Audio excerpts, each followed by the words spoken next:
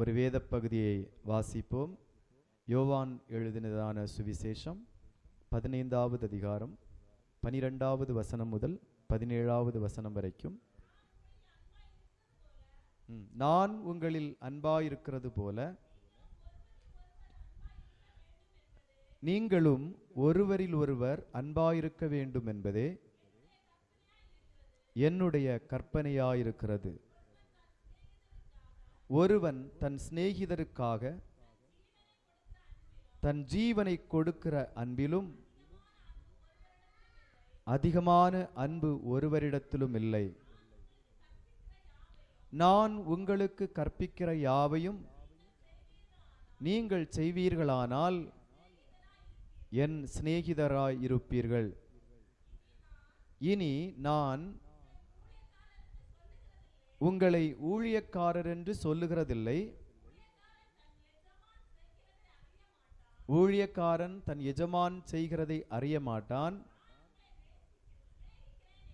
நான் உங்களை சிநேகிதர் என்றேன், ஏனெனில் என் பிதாவினிடத்தில்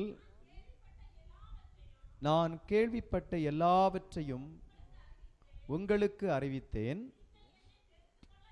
நீங்கள் என்னை தெரிந்து கொள்ளவில்லை, நான் உங்களை தெரிந்து கொண்டேன். நீங்கள் என் நாமத்தினாலே பிதாவை கேட்டுக்கொள்வது எதுவோ அதை அவர் உங்களுக்கு கொடுக்கத்தக்கதாக நீங்கள் போய் கனி கொடுக்கும்படிக்கும் உங்கள் கனி நிலைத்திருக்கும்படிக்கும் நான் உங்களை ஏற்படுத்தினேன். நீங்கள் ஒருவரில் ஒருவர்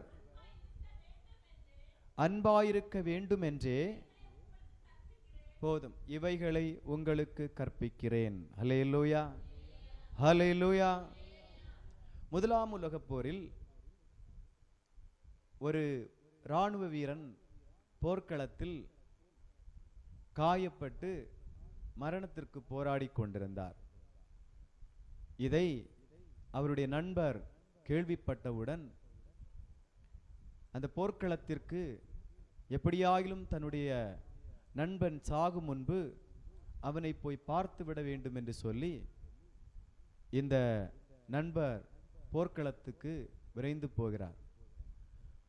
அங்கே சீரிப்பாயும் தோட்டாக்களின் நடுவில் எந்த நேரத்திலும் நண்பனை பார்க்க போன இவருடைய உயிர் கூட போய்விடலாம் என்ற அந்த அபாயகரமான சூழ்நிலையிலும் கூட அதை பொருட்படுத்தாமல் தன் நண்பன் மீது வைத்திருந்த அன்பினால் தன் உயிரை கூட துச்சமாக எண்ணி அந்த போர்க்களத்துக்கு விரைந்து போய் அந்த நண்பனை அங்கிருந்து வெளியே கொண்டு வந்தார். வெளியே கொண்டு வந்த வேளையில் மரிக்கும் தருவாயில் அந்த நண்பன் இவரை பார்த்து ஒரு காரியத்தை சொன்னார். நண்பனே, என் சிநேகிதனே, நீ வருவாய் என்பது எனக்கு தெரியும். அல்லேலூயா. இதுதான் உண்மையான அன்பு.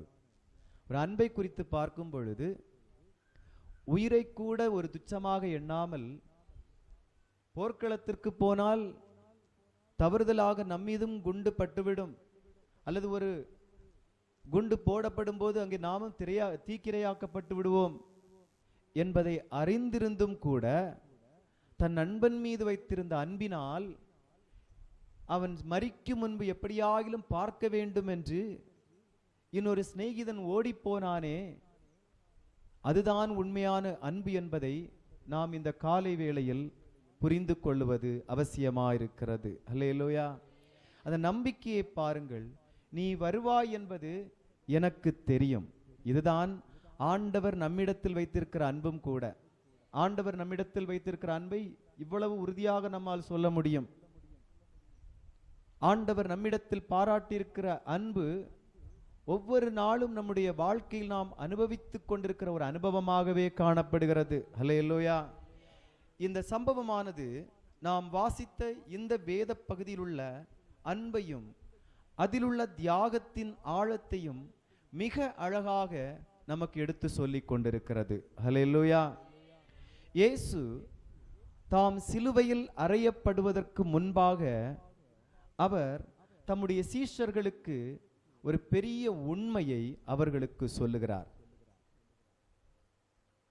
இரவு வேளையில் சீஷர்களின் பாதத்தை கழுவி அவர்களுக்கு போதித்து அதை தொடர்ச்சியாக நிறைய காரியங்களை அவர்களுக்கு சொல்லிக் கொடுக்கிறார். சொல்லிக் கொடுத்து வருகிற வேளையில் இங்கே அவர்கள் இனி எப்படியெல்லாம் வாழ வேண்டும் என்பதை குறித்து சொல்லும்போது அவரில் நிலைத்திருந்து கனி கொடுத்தலை குறித்து அவர் இந்த 15வது அதிகாரத்தில் கற்பிக்க ஆரம்பித்தார். கனி கொடுக்கும் அனுபவம் என்று சொன்னவுடன் அதில் முக்கியமாக அவர் அழுத்தி திருத்தி சொன்ன ஒரு விஷயம், ஒருவரில் ஒருவர் அன்பாயிருங்கள். அல்லேலூயா. இந்த சம்பவத்தை ஆண்டவர், இந்த உண்மையை அவர்களுக்கு சொல்லிக் கொண்டிருக்கிற வேளை சொல்லிக் கொண்டிருப்பதற்கு ஒரு முக்கிய காரணம் உண்டு.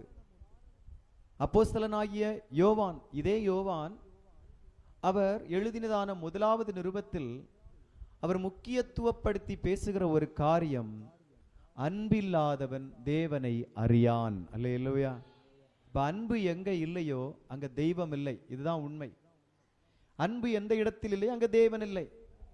இன்றைக்கு தேவ சபையில் அநேக நேரங்களில் அன்பில்லாத ஆராதனை, அன்பில்லாத பிரசங்கம், அன்பில்லாத ஜெபம், இப்படிப்பட்டதான சூழ்நிலையில் ஒன்றை புரிந்து கொள்ள வேண்டும்.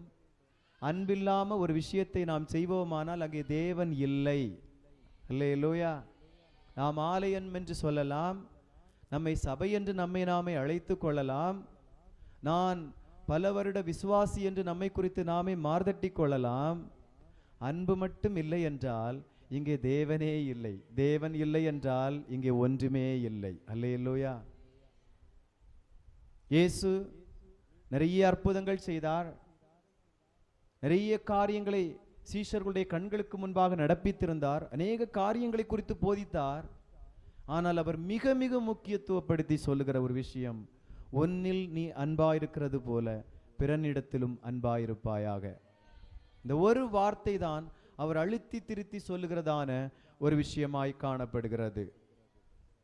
இயேசு அவர் அன்பை காட்டி, அவர் காட்டிய தன்னலமற்ற அன்பு, அந்த தியாகமான அன்பு, சுயநலமில்லாத அன்புக்கு தான் சபையை இந்த நாட்களிலும் அவர் அழைத்து கொண்டிருக்கிறார். அக்கிரமம் மிகுதியாவதினால் அநேகருடைய அன்பு தணிந்து போம். அதை இன்னைக்கு நம்ம மாற்றி சொல்லணும்னா, கொஞ்சம் கான்டெம்பரைஸ் பண்ணி சொல்லணும்னா அது மாற்றி சொல்லலாம். அக்கிரமம் மிகுதியானதினால், பொறாமை மிகுதியானதினால், பெருமை மிகுதியானதினால், பாவம் மிகுதியானதினால், வைராக்கியம் மிகுதியானதினால், மனக்கசப்பு மிகுதியானதினால் சபையின் அன்பு குறைந்து போயிற்று. ஆண்டவருடைய ஜனம் அன்பில்லாமல் இருப்பதை இயேசு ஒரு நாளும் விரும்புவதில்லை. அது தேவனுடைய செயல் அல்ல, அது கர்த்தருக்கு நாம் செய்யும் சேவையும் அல்ல. சில நேரங்களில் மற்றவர்களுக்காக நாம் தியாகம் செய்வதுதான் கர்த்தருடைய அன்பு. ஆனால் நாம் இன்றைக்கு பல நேரங்களிலும் செய்கிற ஒரு காரியம், மற்றவர்கள் நமக்காக தியாகம் செய்ய மாட்டார்களா என்று எதிர்பார்த்து கொண்டிருக்கிறோம். அதில் அன்பு இராது. ஆண்டவர் சபை ஒரு பூரணத்திற்குள்ளாக வர வேண்டும் என்று விரும்புகிறார். 1 கொரிந்தியர் 13ஆம் அதிகாரத்தில் வாசிக்க வேண்டாம், அங்கே பவுல் பேசும் பொழுது அன்பை மேன்மைப்படுத்தி பேசுகிறார். அவர் கீழே ஒரு வார்த்தையை சொல்லுவார் பாருங்கள், நிறைவானது வரும்போது குறைவானது ஒளிந்து போம். ஏன்னா அன்பு நிறைவுள்ளது, அன்புல குறைவு கிடையாது. அப்ப நிறைவுக்கு நேராக ஒரு சபை வர வேண்டுமானால் அந்த சபையில் அன்பு நிலைத்திருக்க வேண்டும். அப்ப அன்பு இல்லை என்றால் அந்த சபை ஒரு நாளும் நிறைவு பெற முடியாது. இதுதான் வேதத்தின் சத்தியம். அதை நாம் முதலாவது உணர்ந்து கொள்ள வேண்டும். இயேசு தம்முடைய இந்த குறிப்பிட்ட வேத பகுதியில் இயேசு தம்முடைய சீஷர்கள் ஒரு நிறைவுக்குள்ளாக வருவதற்காக அவர்களுடைய அந்தஸ்தை கூட அவர் என்ன செய்ய ஆரம்பிக்கிறார்? உயர்த்தி பிடிக்க ஆரம்பிக்கிறார். அதுதான் தெய்வத்துடைய அன்பு. அவர் செய்த தியாகங்களை பாருங்கள், நிறைய உண்டு. அவருக்கு விரோதமாய் பாவம் செய்த மனுக்குலத்தை அவர்கள் பாவிகளாயிருக்கும் போதே அவர்களை நேசித்து, அவர்களை ரட்சித்து, அவர்களை தம்முடையவர்களாய் மாற்றி, அவர்களை ஊழியக்காரர்கள் என்ற நிலையிலிருந்து நண்பர்கள் என்ற நிலைக்கு உயர்த்தி, அவர்களுடைய வாழ்க்கை ஒரு நிறைவை நோக்கி போக வேண்டும் என்று அவர் மிகுந்த வாஞ்சி உள்ளவராயிருக்கிறார். ஆனால் இன்றைக்கு சபைகள் அது நிறைவான வாழ்க்கைக்கு நேராய் போவதை விட்டுவிட்டு கீழே குறைவுள்ளவைகளுக்கு நேராக தங்களை தாழ்த்தி கொண்டே இருப்பதுதான் ஆண்டவருக்கு முன்பாக வேதனை மிகுந்த விஷயமா இருக்கிறது. இந்த அன்பை குறித்து ஒரு 3 முக்கிய காரியங்கள், ஒரு 3 முக்கிய அம்சங்களை இப்பொழுது நாம் பார்க்கலாம். முதலாவது 12 மற்றும் 13ஆம் வசனங்களில் அன்பின் தரத்தை குறித்து சொல்லப்பட்டிருக்கிறது. அன்பின் தரத்தை குறித்து பார்க்கும் பொழுது இந்த அன்பு என்பது, அன்பு கூறுதல் என்பது, அது ஒரு மனுஷன் தனிப்பட்ட முறையில் சிந்தித்து அன்பு கூறலாமா அன்பு கூற வேண்டாமா என்று அவன் எடுக்கிற முடிவை பொறுத்து அல்ல. அன்பு கூறுதல் என்பது அன்பு கூற வேண்டும் என்று இயேசுவால் கொடுக்கப்பட்ட கட்டளை. அல்லேலூயா. கட்டளைக்கும் நம்முடைய தேர்ந்தெடுப்புக்கும் வித்தியாசம் உண்டு. கடைக்கு போறோம், கடைக்கு போகும்போது எப்படி வாங்குவோம்? சந்தைக்கு போன உடனே கிழங்கு வாங்கணும், மீன் வாங்கணும், காய்கறி வாங்கணும், கீரை வாங்கணும். வாங்கும்போது எப்படி வாங்குவோம்? கடைக்காரர் ஒரு பொருள் எடுத்து தந்தா இது வேண்டாம் அது, சாய்ஸ் இருக்காங்க, இது வேண்டாம் அது. ஏன் அதுல சாய்ஸ் இருக்குது? அதுல ஏன் தேர்ந்தெடுப்பு இருக்குது? அதுக்கான ஆப்ஷன் ஏன் கொடுக்கப்பட்டிருக்கிறது தெரியுமா? ஏன்னா அந்த பொருள் எதுவே நிறைவானது அல்ல. எந்த பொருள் நம்ம வாங்கினாலும் நிறைவானதல்ல. கடையில போய் பார்த்து பார்த்து வாங்கிட்டு வருவோம். வீட்டில் வந்து வெட்டி பார்க்கும்போது தான் தெரியும் உள்ள எப்படி இருக்கும். எல்லாம் புழு பிடிச்சிருக்கும். எந்த பொருளிலுமே நிறைவில்லை. அதனால அதுக்கு சாய்ஸ் இருக்குது. ஆனா அன்பை பொறுத்த மட்டில் அப்படி அல்ல. அன்பில் குறைவில்லை, அன்பு நிறைவானது. அதனால அங்க சாய்ஸும் இல்லை, அது கட்டளை. அல்லேலூயா. அன்பு கூர்ந்தே ஆகணும். அதை சொல்லணும். இன்னொரு வகையில சொல்லணும்னா, ஒருவரில் ஒருவர் அன்பு கூர்ந்தே ஆக வேண்டும். அன்பு கூறாதவன் தேவனை அறியான்.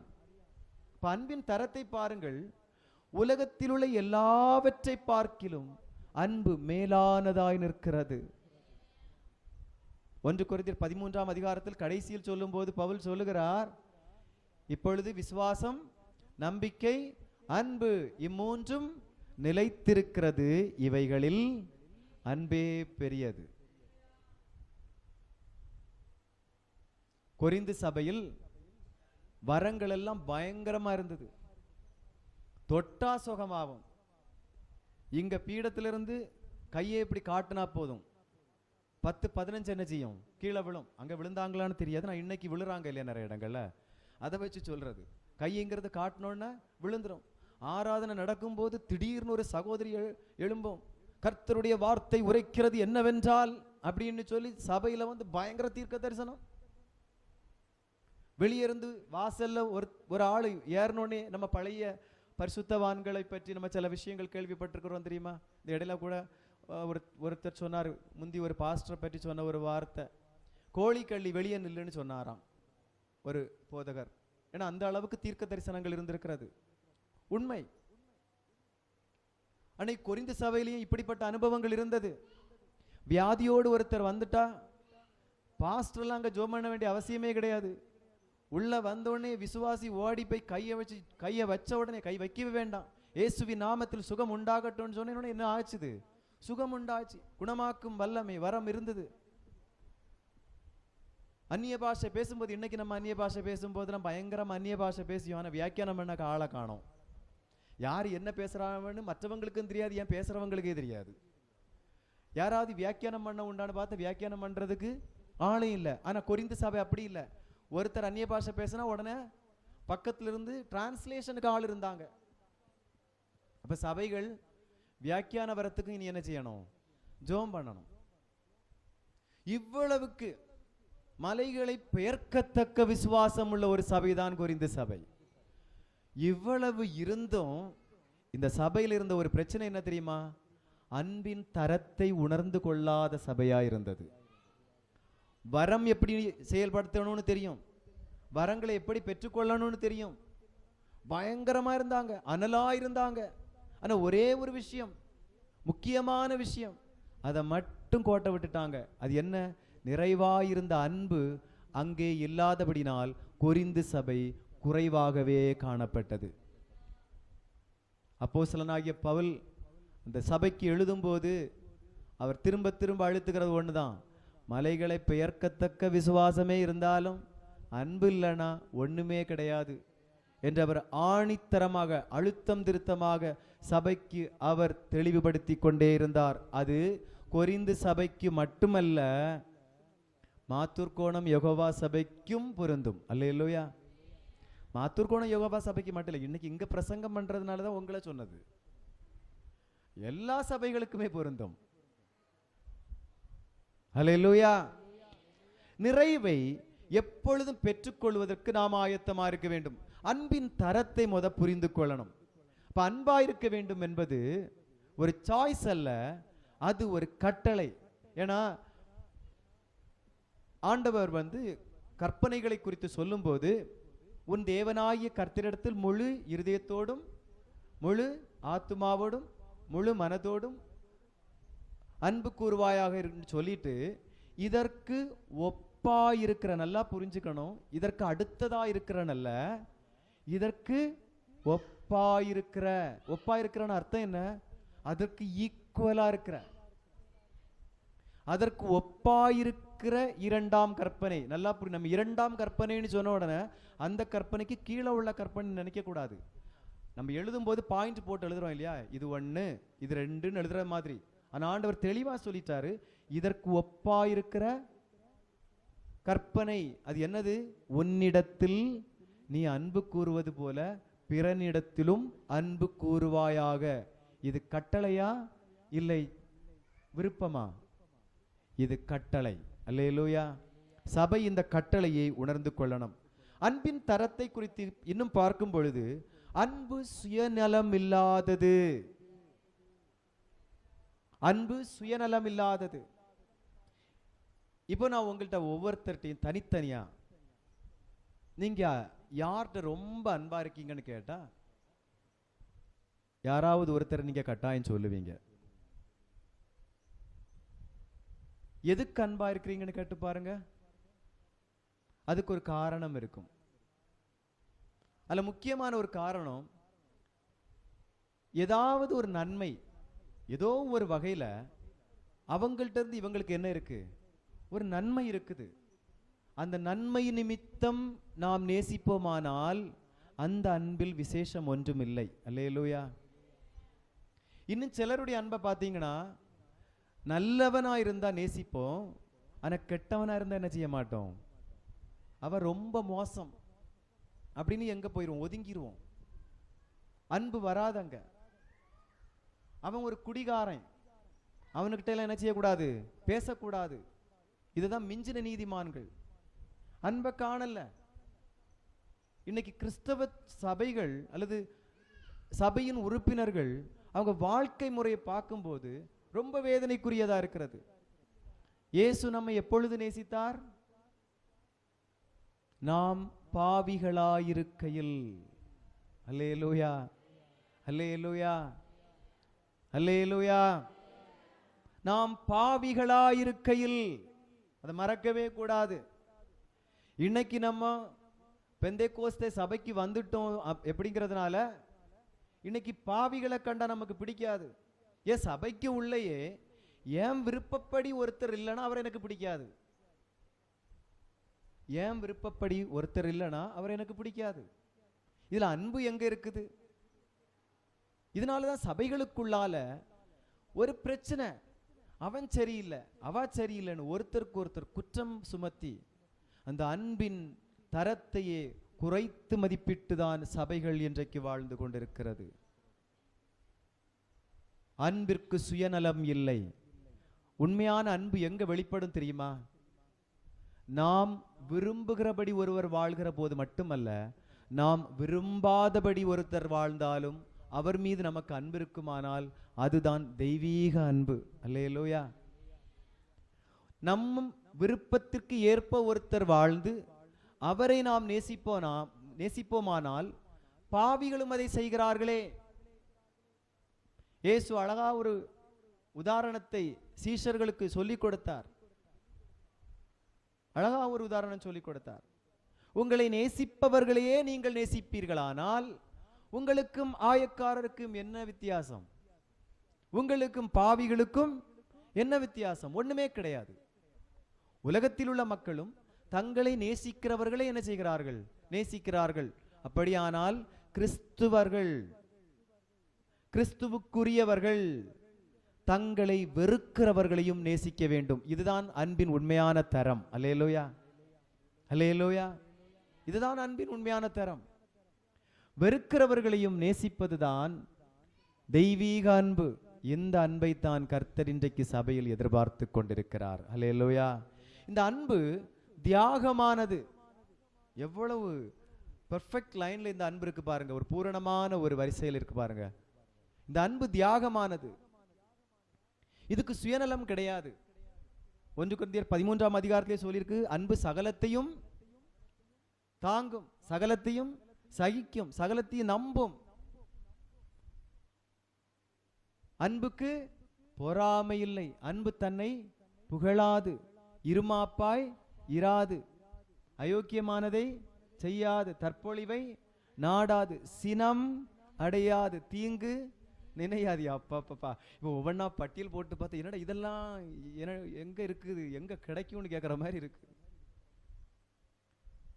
அதெல்லாம் திருப்பி திருப்பி வாசித்து பார்க்கணும். நம்ம லைஃப்ல உண்மையாவே இயேசுவின் பிள்ளைகளா வாழணும்னா அதெல்லாம் திரும்ப திரும்ப என்ன செய்யணும்? நம்ம வாசிக்கணும். வாசித்து இது இருக்கான்னு கேட்கணும் நம்ம பார்த்து. இப்போ ஒரு சில விஷயங்களே பட்டியல் போட்டோன்னே நமக்கு என்ன வருது? என்ன இதெல்லாம் பைபிள்ல இருக்குதா, இப்படியெல்லாம் இருக்குதா அப்படின்னு நமக்கு தோணுது. பார்த்தீங்களா? பல தடவை படிச்சிருப்போம். அன்பு அவ்வளவு ஒரு பெர்ஃபெக்ட் லைன்ல தான் அன்பு இருக்கிறது. இந்த அன்பு அதற்கு என்ன இல்லை, சுயநலம் இல்லை. அதே வேளையில அது தியாகம் உள்ளது தான் இந்த அன்பு. எல்லாரும் கரங்களை உயர்த்தி, ஆண்டவர் நம்மிடத்தில் இப்படிப்பட்ட நல்ல அன்பை வைத்திருக்கிறாரே, எல்லாரும் அவருக்கு நன்றி சொல்லுவோமா? எல்லாரும் கரங்களை உயர்த்தி, ஆண்டவரே என் மேல சுயநலம் இல்லாத நல்ல தியாகமான அன்பை நீங்க வைத்திருக்கீங்களே, அதற்காக உமக்கு நன்றி என்று சொல்லுங்கள். எவ்வளவு ஒரு உயர்ந்த அன்பு. ஹல்லேலூயா, ஹல்லேலூயா. இங்க நிறைய அம்மாக்கள் இருக்கீங்க, நிறைய ஒரு சில அப்பாக்களும் இருக்கிறீங்க. உங்க பிள்ளைகள் சுகம் இல்லாம இருக்கிறாங்க. அவங்களுக்கு சுகம் இல்லை, உங்களுக்கும் சுகம் இல்லை. ராத்திரி அந்த குழந்தை கஷ்டப்படும் போது எனக்கே சுகம் இல்லை, இதை கவனிக்கிறதுக்கா எனக்கு நேரம் யாராவது இருப்போமா? நமக்கு முடியாட்டாலும் நம்ம குழந்தைகளை எழும்பி இருந்து கவனிக்கிறோம். பார்த்தீங்களா? அதுதான் அன்பு. ஆண்டவர் இதை நமக்கு செய்திருக்கிறார். சிலுவையில வேதனையில் துடித்து கொண்டிருந்தாலும் அவர் நம்மிடத்தில் அன்பு பாராட்ட தவறவே இல்லை. இந்த அன்பை சபையில் வெளிப்படணும், குடும்பங்களில் வெளிப்படணும். இன்னைக்கு குடும்பங்கள்ல இந்த அன்பை பார்க்க முடியல. சுயநலத்தில் பெருகி கொண்டே இருக்கிறது. இந்த அன்பு வெளிப்படணும், தியாகமான அன்பு வெளிப்படணும். ஒரு தாயோ ஒரு தகப்பனோ தன்னுடைய பிள்ளை வேதனையில் துடித்து கொண்டிருக்கும் போது தன்னுடைய சுகத்தை பாராமல் அந்த குழந்தைக்காக தன்னையே தியாகம் செய்கிறார்கள் பாருங்கள். இந்த அன்பு சபையிலும் வெளிப்பட வேண்டும். சக விசுவாசி சில குறைவுகளோடு இருந்தாலும் சரி, சிலரெல்லாம் ஒழுங்கா இருக்காது. சில விசுவாசிகள் எல்லாம் இப்படி பிடிச்சு இழுத்து அங்க அந்த பக்கம் தான் இருக்கும். சிலது ஜோம் பண்ணாது. உடனே சில ஜோம் பண்றவங்களுக்கு பார்த்த உடனே ஜோம் பண்ண மாட்டா, சும்மா வந்துருந்து உறங்கி உறங்கி உறங்கி எனக்கும் உறக்கம் வருதே, அப்படிலாம் அடிக்கக்கூடாது. அது ஒரு பலவீனம், விட்டுறணும். சிலது ரொம்ப கோபப்படும். கோபப்பட்ட உடனே அந்த நபரை ஒதுக்க கூடாது. இதெல்லாம் மனுஷன் பேசுவானா? சில ஆட்கள் இப்படிதான் கேட்பாங்க. எப்படி கேட்பாங்க? இதெல்லாம் மனுஷன் பேசுவானா அப்படி சொல்லி ஒதுக்க கூடாது. எல்லாரிடத்துல சபை எப்படி இருக்கணும்? ஒண்ணுக்கொண்ணு அன்பாகவே இருக்கணும். அந்த தியாகத்தை வெளிப்படுத்தணும். அந்த அன்பின் தியாகம் வெளிப்பட வேண்டும் என்பதுதான் ஆண்டவர் விரும்புகிற ஒன்று, அவர் நம்மிடத்தில் எதிர்பார்க்கிற ஒன்று. இயேசு இந்த அன்பை சிலுவையில் காண்பித்தார். எப்படி காண்பித்தார்? அவரை அடிச்சு தூக்கி சிலுவையில போட்டுட்டு கீழே நிற்கிறவன் எல்லாம் என்ன சொல்றான்? நீ கிறிஸ்துவானால் இறங்கி வா. இன்னைக்கு இந்த இதுல எல்லாம் பார்க்கும்போது சிரிப்பாக தான் வரும். யூடியூப்ல எல்லாம் சில இதெல்லாம் பார்க்கும்போது சிலர் கீழே கமெண்ட்ஸ் போடுவாங்க, பார்க்கணும். 3 ஆணியை பிடுங்க தெரியாதவன் எல்லாம் தெய்வ கடவுளான்னு. எப்படி 3 ஆணியை பிடுங்க தெரியாதவன் எல்லாம் கடவுளான்னு கேட்டு சில இந்து சகோதரர்கள் கமெண்ட் பண்ணியிருப்பாங்க. உடனே எனக்கு எது ஞாபகம் வரும்னா, அன்னைக்கு அவர் சிலுவையில் இருக்கும் போதே சிலது கீழே நின்று அதை தான் சொல்லிட்டு இருந்தாங்க. நீ கிறிஸ்துவானால், நீ தேவனுடைய குமாரனானால் இறங்கி வா. அதை தான் இன்னைக்கு இவங்களும் கேட்குறாங்க. என்ன இவங்க ஒரு 3 ஆணியை சேர்த்து சொல்றாங்க. அன்னைக்கு அவங்களும் அது அந்த மென்டாலிட்டி தான். அப்படிப்பட்ட அந்த வேதனையின் நடுவிலும் கூட ஆண்டவர் சொன்ன ஒரு வார்த்தை பார்த்தீங்களா? பிதாவே இவர்களுக்கு மன்னியும். ஒருத்தர் பேசியிருந்தார், அவர் ஒன்றும் கிறிஸ்தவர் அல்ல, கிறிஸ்தவர் அல்லாத ஒருவர் இதை குறித்து பேசுகிற வேளையில் என்ன சொன்னார் தெரியுமா? இயேசு இந்த உலகத்தில் அற்புதங்கள் செய்தார், அநேக காரியங்களை குறித்து போதித்தார், மக்களுக்காக எத்தனையோ நன்மைகளை செய்தார். அப்போதெல்லாம் அவர் தெய்வமாய் அறியப்படவில்லை உலகத்தில். அவர் எப்போது உலகத்தில் தெய்வமாய் அறியப்பட்டார் தெரியுமா? தம்மை சிலுவையில் அறைந்து கீழே நின்று நிந்தித்து தூசித்து பரியசம் பண்ணி கொண்டிருந்த மக்களுக்காக தம்முடைய பிதாவை நோக்கி, பிதாவே இவர்களுக்கு மன்னியும் என்று சொன்னார் பாருங்கள். அப்பொழுதுதான் அவருடைய தெய்வீக தன்மை வெளிப்பட்டது என்று. அல்லேலூயா. ஆண்டவருடைய பிள்ளை, நான் தேவ பிள்ளை, நான் ஒரு விசுவாசி, நான் கிறிஸ்தவன் கிறிஸ்தவள் என்று மார்தட்டிக் கொள்கிற நாம் தெய்வீகம் உள்ளவர்கள் என்பது எப்பொழுது விளங்க பண்ணுவார் தெரியுமா? எப்பொழுது அது விளங்கும் தெரியுமா? நாம் எப்பொழுது நம்முடைய வாழ்க்கையின் மூலமாக மற்றவர்களுக்கு கிறிஸ்துவின் அன்பை வெளிப்படுத்துகிறோமோ அப்பொழுதுதான் அது விளங்கும். அல்லேலூயா. அன்பின் தரத்தை ஒரு நாளும் குறைத்து மதிப்பிடக்கூடாது. இந்த நிபந்தனையற்ற அன்பைத்தான் இயேசு நம்மிடம் எதிர்பார்க்கிறார். இந்த தரம் மிக்க அன்பு, உலகத்திலேயே தி பெஸ்ட் குவாலிட்டி அன்பு மட்டும்தான். பாக்கி எல்லாமே குறைவுள்ளது. மனுஷனை பார்த்தா குறைவுள்ளதுதான். பெற்றோர் குறைவுள்ளவர்கள் தான், பிள்ளைகள் குறைவுள்ளவர், பாஸ்டர் குறைவுள்ளவர்கள், விசுவாசிகள் குறைவுள்ளவர்கள், நம்ம வாங்குற பொருட்கள் குறைவுள்ளவைகள், எல்லாம் குறைவுள்ளது. எல்லாத்துக்கும் ஒரு முடிவு உண்டு. ஆனால் அது குறைவில்லாத ஒன்று உண்டானால் அது அன்பு மட்டும். ஆண்டவருடைய காரியங்களில் குறைவில்லாத ஒன்று உண்டானால் அது அன்பு மட்டும். அல்லேலூயா. அந்த அன்பை, அன்பின் தரத்தை உணர்ந்து கொண்டவர்களாக நாம் செயல்படுவது ஆண்டவருக்கு மிகுந்த மகிழ்ச்சியை கொடுக்கும். அல்லேலூயா. 14 மற்றும் 15வது வசனங்களில் பார்க்கும் பொழுது அன்பின் உதாரணத்தை இங்கே ஆண்டவர் சொல்லுகிறார். எப்படி இந்த அன்பின் உதாரணம் வெளிப்படும்? இயேசு சீஷர்களுடனான தம்முடைய உறவை இங்கே மாற்றி அமைக்க விரும்புகிறார். முதல்ல சீஷர்களுக்கும் இயேசுவுக்கும் இருந்த உறவு என்ன? 13ஆம் அதிகாரத்தில் கூட இயேசு சீஷர்களுக்கு சொல்லும்போது, நீங்கள் என்னை போதகர் என்று சொல்லுகிறீர்கள், நீங்கள் என்னை ஆண்டவரே என்று சொல்லுகிறீர்கள். ஆண்டவர் என்றால் அர்த்தம் என்ன? எஜமானனே. நம்ம ஊர்ல வேலைக்கு போறவங்க சொல்லுவாங்க தெரியுமா, எங்க முதலாளி இன்னைக்கு வரல, அதனால கொஞ்சம் நேரத்தை வந்தேன், இன்னைக்கு முதலாளி வரல அதனால சம்பளம் கிடைக்கல. அந்த முதலாளி மாதிரி தான் இயேசுவை அவர்கள் எப்படி அழைக்கிறார்கள்? ஆண்டவரே, அதாவது எஜமானனே. எஜமானன் என்றால் இவர்கள் எல்லாரும் யாரு? வேலைக்காரர்கள், ஊழியக்காரர்கள். இப்ப இயேசு அங்க அதை ஒத்துக்கொள்ளுகிறார்.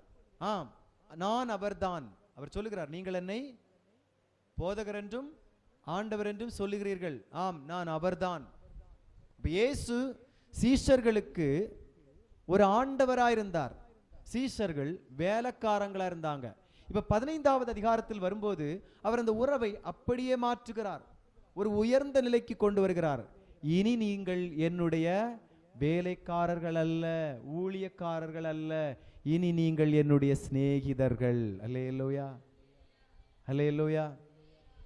ஒரு எஜமானுக்கும் வேலைக்காரனுக்கு இருக்கிற உறவு என்னதான் இருக்கும்? எஜமானன் எல்லா விஷயத்தையும் தன்னுடைய வேலைக்காரனிடத்தில் சொல்ல மாட்டான்.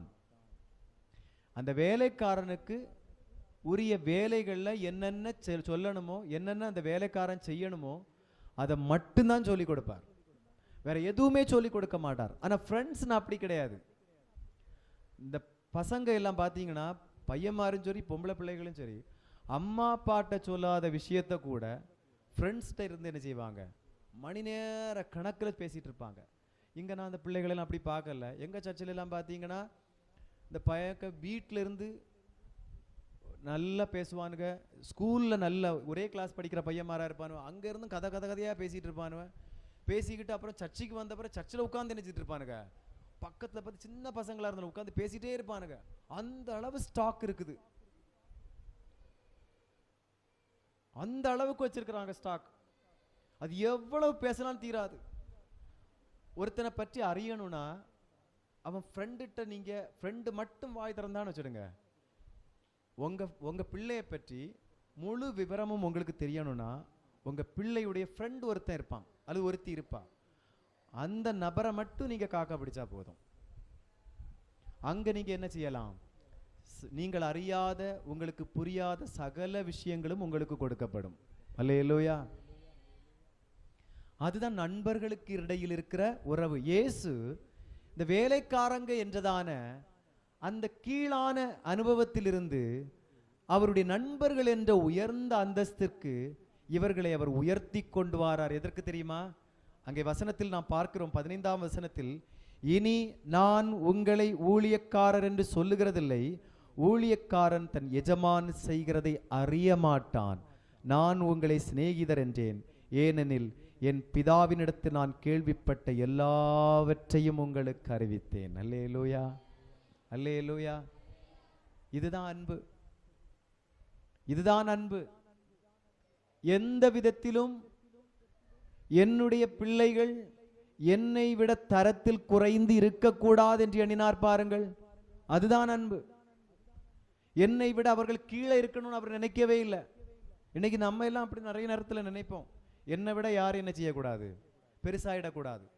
பக்கத்தில் ஒருத்தர் ஒரு வீடு போட்டுட்டாருன்னா நம்ம கடன் வாங்கி அது ஒரு வீடு கட்டிடுவோம். அப்புறம் கடன் வாங்கிட்டு வீடு கட்டிட்டு அப்புறம் இந்த பாஸ்டர்மாருக்கு கொடுக்குற தொல்லை இருக்கு பார்த்தீங்களா. பாஸ்டர் கடன் மாறதுக்கு என்ன செய்யணும், ஜோம் பண்ணணும். வீடெல்லாம் இது நம்ம பிரசங்க பாயிண்ட் கிடையாது, ஆனாலும் சொல்றது, நமக்கு வீடு வேணும், ஆண்டவர் ஆசீர்வதித்து தருவார். ஆனால் ஞான குறைவாய் போய் சொத்தை விற்று உள்ள கடன் வாங்கி லோன் வாங்கி வட்டிக்கு பணம் எடுத்தெல்லாம் வீடு கட்டிடாதீங்க தயவு செய்து. அல்லேலூயா. அது கடைசியில் பெரிய கண்ணியா வந்து முடியும். அப்புறம் ஆண்டவர்கிட்ட வந்திருந்து புலம்பக்கூடாது, என் ஜெபத்தை கேட்க மாட்டீரோ தெய்வமே. ஒவ்வொரு நாளும் வந்திருந்து கண்ணீர் விட்டுட்டுலாம் என்ன செய்யக்கூடாது, இருக்கக்கூடாது. ஞானமாய் செயல்படணும். அல்லேலூயா. நம்மள எத்தனை பேர் பக்கத்து வீட்டில் நம்மளை விட சூப்பரா வீடு போட்டாங்க அப்படின்னு பார்த்து மன நிறைஞ்சு சந்தோஷப்பட்டது எத்தனை பேர் இருக்கீங்க? அல்லேலூயா. பரவாயில்ல, இங்க கொஞ்சம் பேராது இருக்கிறீங்க, ரொம்ப சந்தோஷம். சில இடத்துல எல்லாம் பார்த்தீங்கன்னா ஒண்ணு கூட இருக்காது.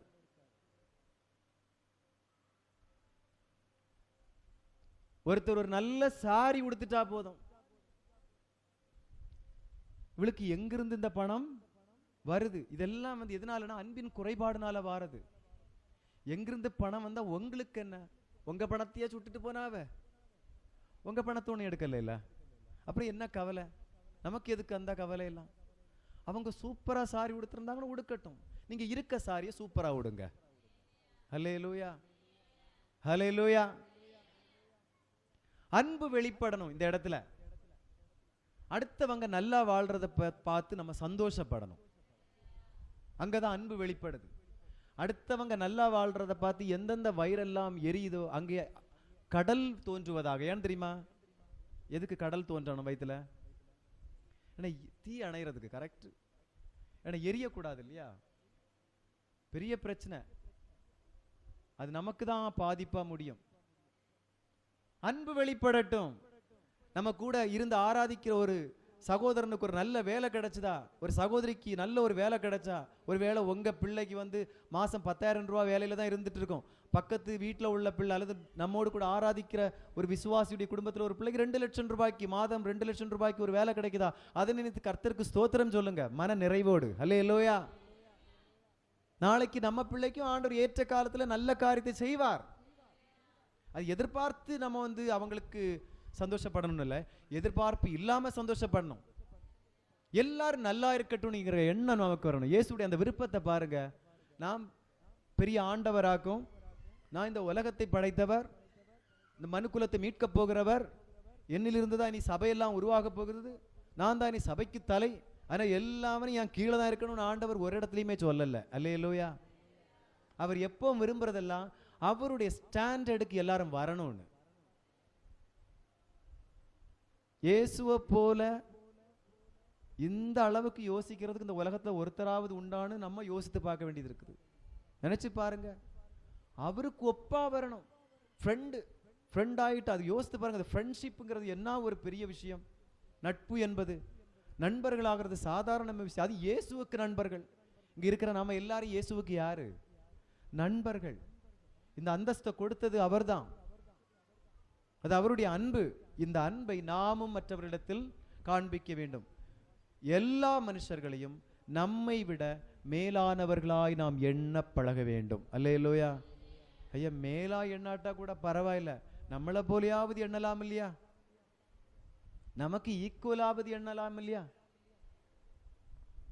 யாரையும் நாம குறைத்து மதிப்பிடவே கூடாது. ஒருத்தரை கூட குறைத்து மதிப்பிடக்கூடாது. இப்படி ஒவ்வொருவரையும் நம்மை விட மேலானவர்களாய் எண்ணி மற்றவர்களுடைய காரியங்களில் நாம் சந்தோஷப்படும் போது இங்கே நாமும் அன்பின் உதாரணமாய் விளங்குவோம். அல்லேலூயா. அன்பை காட்டு அப்படின்னு ஒருத்தர் சொன்னா எப்படி காட்டுறது? பொதுவா இந்த பண்பு பெயர்களுக்கெல்லாம் காட்டவும் முடியாது, உணர்ந்து கொள்ளவும் முடியும். இப்போ காற்று, ஃபேன் எல்லாம் ஓடுது. இந்த ஃபேன்ல அந்த காற்று அடிக்குது பார்த்தீங்களா? காற்று பார்க்க முடியுதா? முடியல. ஆனால் நமக்கு ஒரு உணர்வு இருக்குது. எலக்ட்ரிசிட்டி பார்க்க முடியுமா? முடியாது. ஆனால் ஒரு உணர்வு இருக்குது. தொட்டா தெரியும் இல்லையா அதுக்கு எப்படி இருக்கும்னு? அழகா இருக்கும். உணர்ந்து கொள்ள முடியுது. சில பொருட்கள் பார்க்க முடியாது, உணர்ந்து கொள்ள முடியும். ஆனா இந்த விஷயம் எது? விசுவாசம், அன்பு, இந்த மாதிரிப்பட்ட விஷயங்கள் எல்லாம் பார்க்கவும் முடியாது, உணர்ந்து கொள்ளவும் முடியாது, வெளிப்படுத்த தான் முடியும். அல்லேலூயா. அன்பை பார்க்க முடியாது, அன்பை உணர்ந்து கொள்ளவும் முடியாது, அன்பை வெளிப்படுத்த தான் முடியும். எப்படி வெளிப்படுத்துறது? கிரியைகளினால் வெளிப்படுத்த வேண்டும். நற்கிரியைகளினால் வெளிப்படுத்த வேண்டும். இயேசு நற்கிரியைகளினால் அன்பை வெளிப்படுத்தினார்.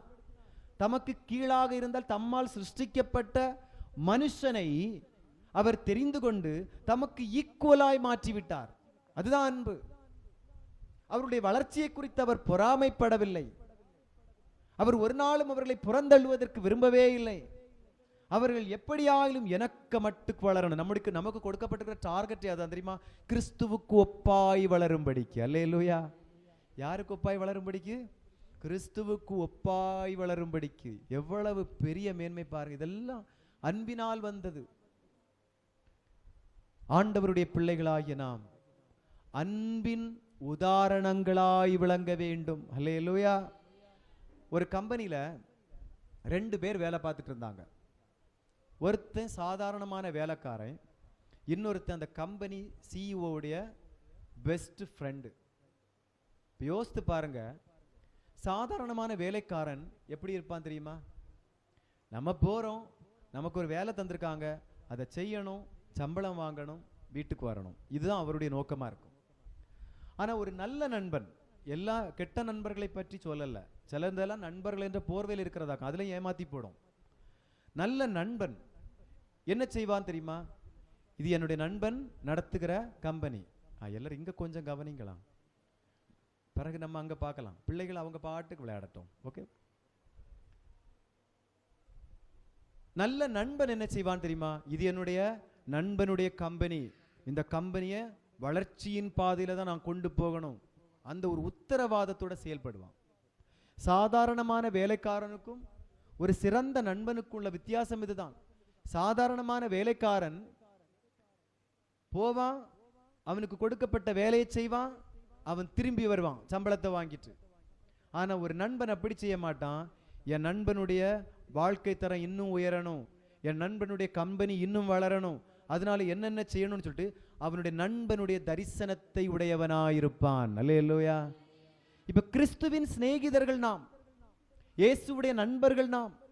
அவருடைய இந்த உன்னதமான பணியில், அவருடைய இந்த உன்னதமான வாழ்க்கையில் அவருக்கு என்ன தரிசனம் இருந்ததோ அந்த தரிசனம் நமக்கு இருக்கணும்.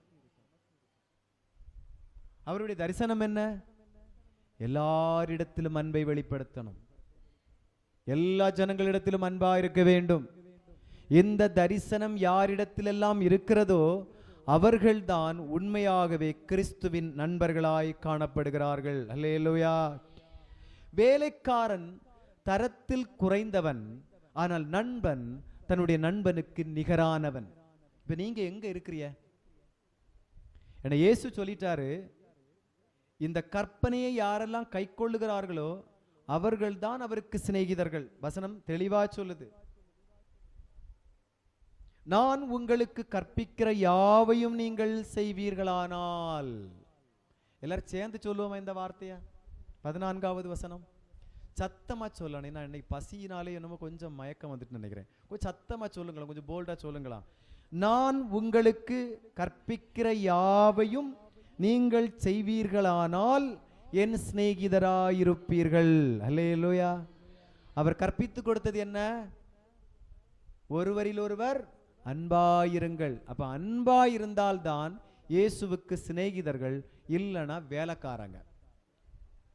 இப்ப நீங்க யோசித்து பார்க்கணும், நான் ஆண்டவருடைய வேலைக்காரனா கீழே இருக்கிறேனா, இல்லை இயேசுவின் நண்பனாக என்னுடைய வாழ்க்கை உயர்ந்திருக்கிறதா?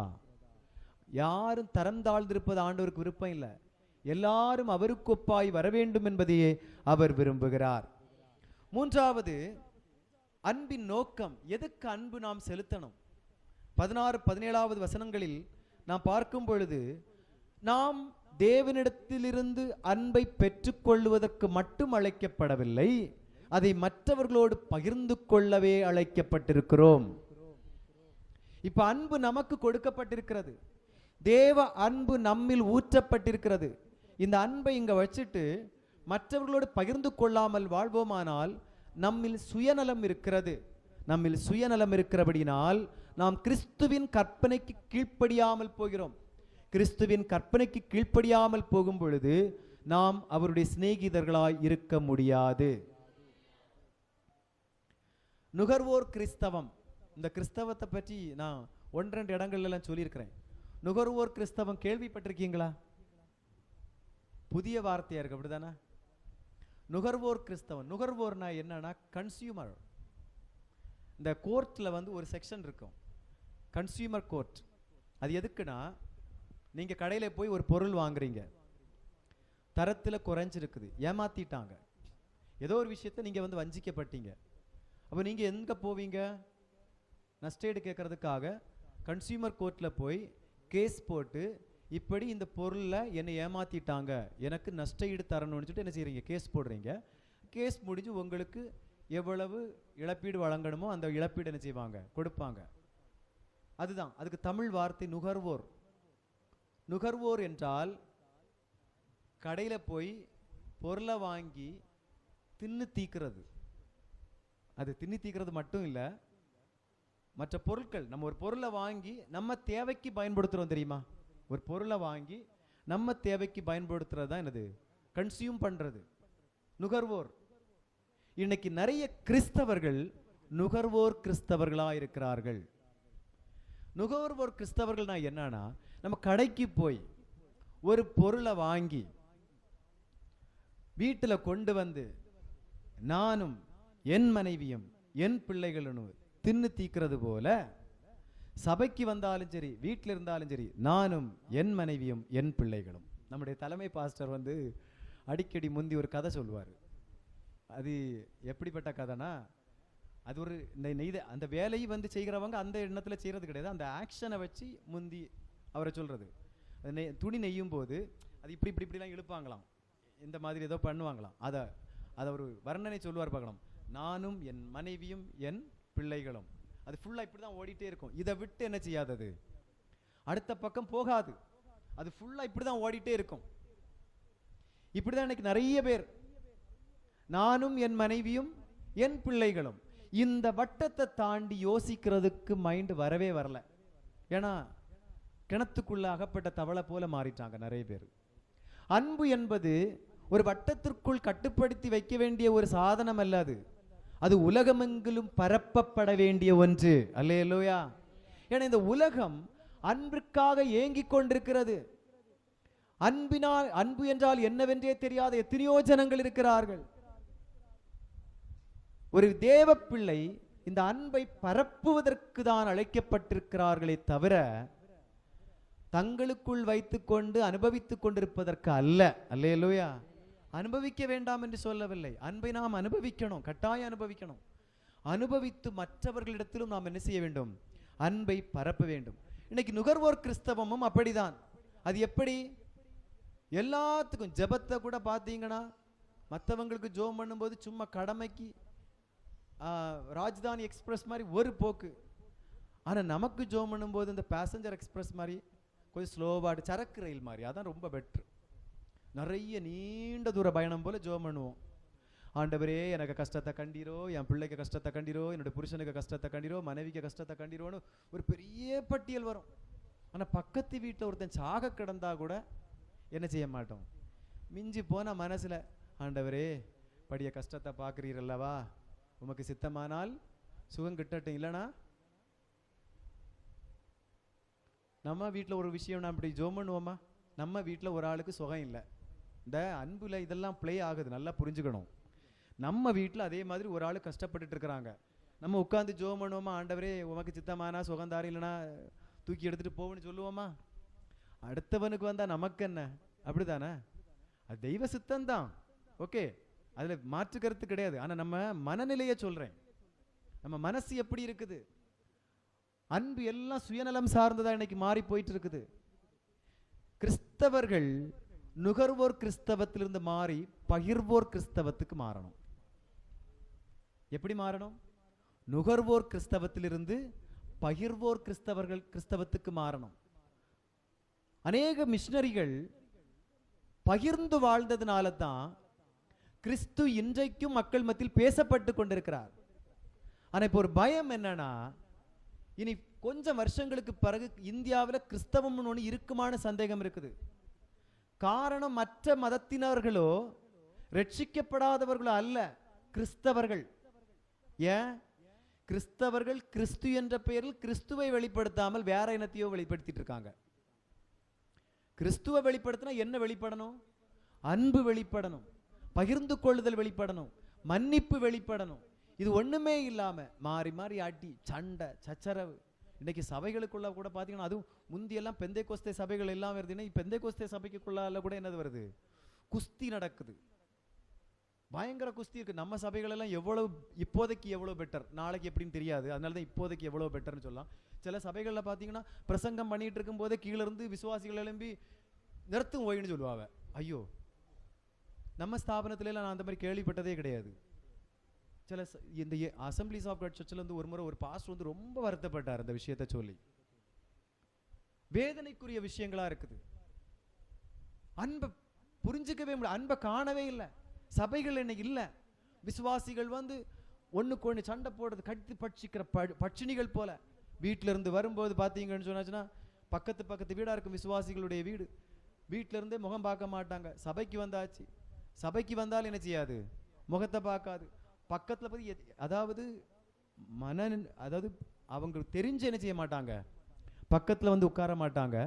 தெரியாத நம்ம பக்கத்துல வந்து உட்கார்ந்துட்டோம், வந்து இவா கிட்ட வந்து உட்கார்ந்துட்டேன் பாரு. அல்லேலூயா. தீர்க்க தரிசனம் சொல்றேன்னு நினைக்காதீங்க.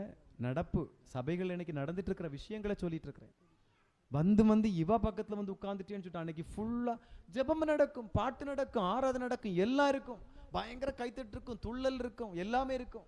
ஆனா மனசெல்லாம் அந்த வெறுப்புணர்வோடு இருக்கும். எங்கே போகிறது கிறிஸ்தவம்? எங்கே போகிறது தேவ பிள்ளைகளுடைய வாழ்க்கை?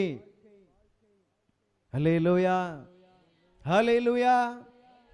நுகர்வோர் கிறிஸ்தவத்திலிருந்து வெளியே வாருங்கள், பகிர்வோர் கிறிஸ்தவத்திற்கு மாறுங்கள். இயேசுடைய போதனை எல்லாம் அதுதான். அன்பை பகிர்ந்து வாழ வேண்டும். துன்பப்படுத்துறவர்களுக்காக ஜெபம் பண்ணணும், சபிக்கிறவர்களை ஆசீர்வதிக்கணும். ஆண்டவருடைய போதனை அதுவாக்கும். இதெல்லாம் அன்பினால் மட்டும்தான் முடியும், வேற எதனாலையும் முடியாது.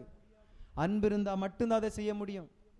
யோசித்து பாருங்க, உங்களை ஒருத்தர் பயங்கரமா சாபம் போடுறாரு, சாபம் போட்டோன்னு நீ நம்ம என்ன செய்யணுமா?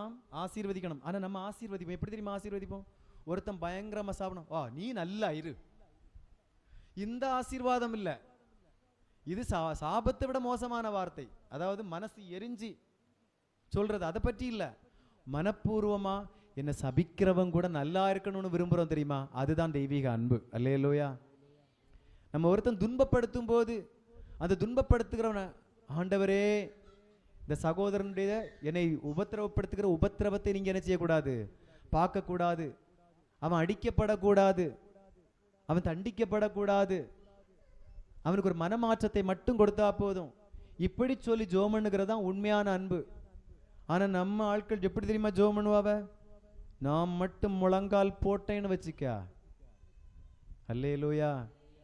கவனிக்கிறீங்களா? நான் மட்டும் முழங்கால் போட்டேனா கதையே வேற. இது அன்பு அல்ல. இந்த வார்த்தை நமக்கு வரக்கூடாது. இது தெய்வீக அன்பு இல்ல. துன்பப்படுத்துகிறவர்களுக்காக நம்ம என்ன செய்யணும்? ஜெபம் பண்ணணும். அவருடைய மனமாற்றத்துக்காக ஜெபம் பண்ணணும். அவங்க அடிக்கப்படணும்னு ஜெபம் பண்ணக்கூடாது. அதுல அன்பு கிடையாது. யோசித்து பாருங்க, நம்ம ஒரு தப்பு பண்ணிட்டோம் ஒருத்தருக்கு, அதனால ஒரு அடி நமக்கு கிடைக்கிறத நம்ம விரும்புவோமா?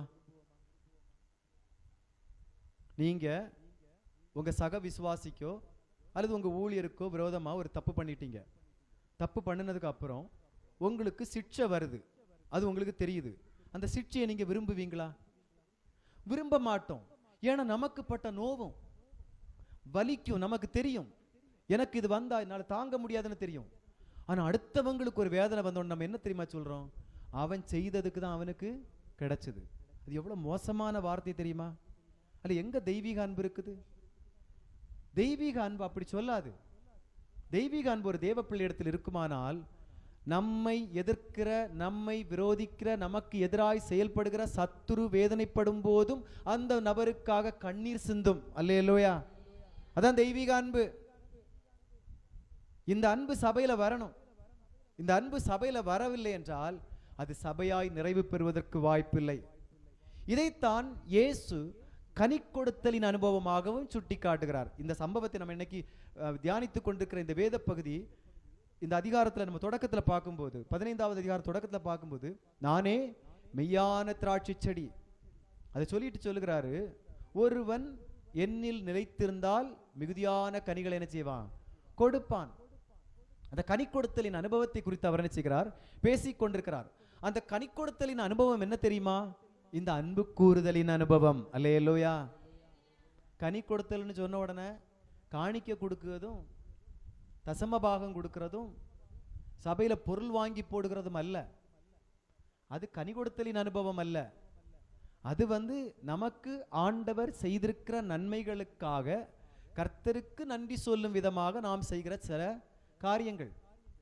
கனி கொடுத்தலின் அனுபவம் என்பது இயேசுவை போல அன்புள்ளவர்களாய் வாழ்வதுதான். அல்லேலூயா. யோசித்து பார்ப்போம் ஒரு விஷயத்தை. உங்களை ஒருத்தர் காயப்படுத்தினார். அந்த நபரை நீங்க மைண்ட்ல கொண்டு வாங்க. இப்போ உங்களை ரொம்ப வேதனைப்படுத்தின ஒரு நபர், அந்த நபருக்கு ஒரு பிரச்சனை வந்திருந்து, அந்த நபருக்கு ஒரு பிரச்சனை வந்தது. அவர் அந்த பிரச்சனையில் இருக்கும்போது நீங்க எப்படி இருந்தீங்க? சந்தோஷப்பட்டீங்களா இல்ல மனம் உடைந்து அழுதீங்களா? பெரும்பான்மை நம்ம சொல்ல போனா கிறிஸ்தவர்கள் என்றாலும் நமக்கு விரோதமாய் செயல்பட்டுகிறவர்கள் வேதனைப்படும் போது சந்தோஷப்பட்டார்களே தவிர அவர்களுக்காக துக்கமடையவில்லை. அப்படியானால் புரிந்து கொள்ள வேண்டும், நாம் கிறிஸ்துவில் இணைந்திருக்கவில்லை. அல்லேலூயா. ஏன்னா இயேசுவில யாரெல்லாம் இணைஞ்சிருக்காங்களோ அவங்களால மட்டும்தான் இந்த கனியை கொடுக்க முடியும். யாரெல்லாம் கிறிஸ்துவில் நிலைத்திருக்கிறார்களோ, யாரெல்லாம் கிறிஸ்துவுக்குள் இருக்கிறார்களோ அவர்களால் மட்டும்தான் இந்த கனியை கொடுக்க முடியும். எல்லாராலும் கொடுக்க முடியாது. அப்ப எங்க பிரச்சனை இங்க யார்கிட்ட இருக்குது? இப்போ நம்ம கிட்ட இருக்கு.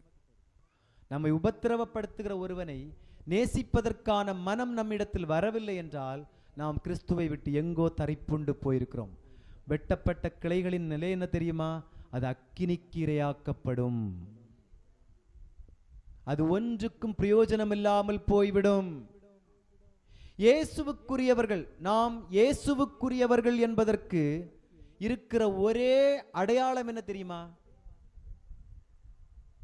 ஆராதிக்கிறதும், ஜோம் பண்றதும், கை தட்டுறதும், அந்நிய பாஷை பேசுறதும், பாஷைகளை வியாக்கியானம் பண்றதும், விசுவாசத்தினால மலையை பேத்து போடுறதும், வியாதியஸ்தர்களை குணமாக்குகிறதும், பிரசங்கம் பண்றதும், அது செய்கிறதும் இது செய்கிறதும் எல்லாம் அல்ல. இயேசு உடையவர்கள் என்பதற்கு நமக்கு இருக்கிற ஒரே அடையாளம் அன்பு கூறுதல் மட்டுமே. அல்லேலூயா. அதைத்தான் பவுல் சொல்லுகிறார். மலைகளையே பெயர்க்கத்தக்க விசுவாசம் இருந்தாலும் அன்பு இல்லைன்னா ஒண்ணுமே இல்லை, ஜீரோ என்று சொல்லிவிட்டார். பூஜ்யம், அங்க ஒண்ணுமே கிடையாது. அது சத்தம் இடுகிற வெண்கலம் போல, ஓசை இடுகிற கைத்தாளம் போல தான் இருக்கும். நான் இப்படி தட்டுறேன், என்ன பிரயோஜனம் சொல்லுங்க? இப்ப நான் கை தட்டினேன் இல்ல, ஏதாவது பிரயோஜனம் உண்டா? ஒண்ணுமே இல்லை, எந்த பிரயோஜனமும் கிடையாது. இதே போலதான் அன்பில்லாத வாழ்க்கை சூனியமாய் காணப்படுகிறது என்று வேதம் சொல்லுகிறது. அது ஜீரோ, அது ஒண்ணுமே கிடையாது. அங்க நாம் தேவ பிள்ளைகள் என்று சொல்லுவதற்கு எந்த தகுதியும் இல்லை, கிறிஸ்துவுடையவர்கள் என்று சொல்லுவதற்கு எந்த ஒரு தகுதியும் கிடையாது, போய்விடுகிறது. ஒரு மரம் கனி கொடாத மலட்டு மரமாயிருந்தால் அந்த மரம் இருப்பதும் ஒன்றுதான், வெட்டி போடப்படுவதும் ஒன்றுதான். ஆனா ஆண்டவர் எவ்வளவு இரக்கம் உள்ளவர் என்பது இங்கு வெளிப்படுது. அவருடைய அன்பு எத்தனை ஆழமானது என்பதையும் இது வெளிப்படுகிறது. தோட்டக்காரனிடத்தில் எஜமானன் தோட்டக்காரனிடத்தில் கேட்கிறார், இந்த மரம் கனி கொடுத்து 3 வருஷம் ஆச்சுல்ல, வெட்டி போடலாம் அப்படின்னு. அப்ப அவர் என்ன சொல்லுகிறாரு? ஐயா, இன்னும் 1 வருஷம் கூட நிற்கட்டும். இவ்வளவு கிறிஸ்துவனுடையதான அந்த தரிசனத்தை நிறைவேற்றாமல், இயேசுவுடைய அந்த நல்ல வார்த்தையை, அந்த அனுபவத்தை கடைபிடிக்காமல், இவ்வளவு முரட்டாட்டம் பிடித்தவர்களாய் வாழ்ந்திருந்தும் இன்னும் தப்பி பிழைத்திருக்கிறோம் என்றால் ஏதோ யோக்கியமா வாழ்ந்ததுனால இல்ல, நான் டெய்லி ஆராதனைக்கு போறேன் அதனால இல்ல, நான் நல்லா ஜோம் பண்றேன் அதனால இல்ல, நான் ஒழுங்கா காணிக்கை கொடுக்கிறேன் அதனால இல்ல, தசமபாகம் கொடுக்கிறேன் அதனாலையும் இல்ல, சபைக்காக நிறைய விஷயங்களை செய்து கொண்டிருக்கிறேன் அதனாலையும் இல்ல, இன்னும் 1 வருஷம் கூட இருக்கட்டுமே என்று சொல்லி ஒவ்வொரு ஆண்டும் நமக்காக பரிந்து பேசிக் கொண்டிருக்கிற ஒரு ஜீவன் அங்கே இருக்கிறது. அல்லேலூயா, அல்லேலூயா. அவர் என்ன தெரியுமா எதிர்பார்க்கிறார்? என் பிள்ளை நான் கொடுத்ததான வாக்குப்படி கனி கொடுக்காதா, அன்பு கூற மாட்டார்களா? அந்த ஒரு எதிர்பார்ப்போடு அவர் ஒவ்வொரு நாளும் அவர் துடித்துக் கொண்டே இருக்கிறார். கிறிஸ்தவ வாழ்க்கையில் ஒருவருக்கொருவர் அன்பு கூறுதல் இல்லை என்றால் அந்த வாழ்க்கை அர்த்தமற்றதாய் மாறிவிடும், பிரயோஜனமே இல்லை. நான் இத்தனை வருஷம் விசுவாசின்னு சொல்லுகிறதுல எந்த ஒரு பிரயோஜனமும் கிடையாது. இப்ப நான் ஒவ்வொருத்தர்கிட்டையா கூப்பிட்டு நீங்க ரட்சிக்கப்பட்டு எத்தனை வருஷம் ஆச்சுன்னு கேட்டேன், எத்தனை வருஷம் விசுவாசின்னு கேட்டா இங்க 1 வருஷம் என்று சொல்லுறதுல இருந்து கிட்டத்தட்ட எனக்கு சும்மா உங்களை பார்க்கறதுல வச்சு சொல்றேன், எனக்கு அனுபவம் தெரியாது. 50 வருஷம் 60 வருஷம் 70 வருஷம் அனுபவம் உள்ளவர்கள் கூட என்ன செய்யலாம், இங்க ஒருவேளை இருக்கலாம்.